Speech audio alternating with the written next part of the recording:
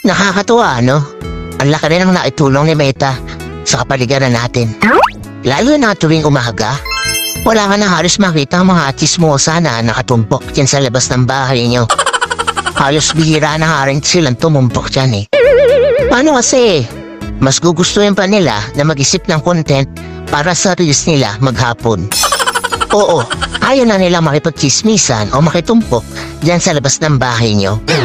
Actually, yung atensyon nila imbis na makipagchismisan, napunta na lang talaga sa pagre-reels. At ito pa ha, imagine ninyo.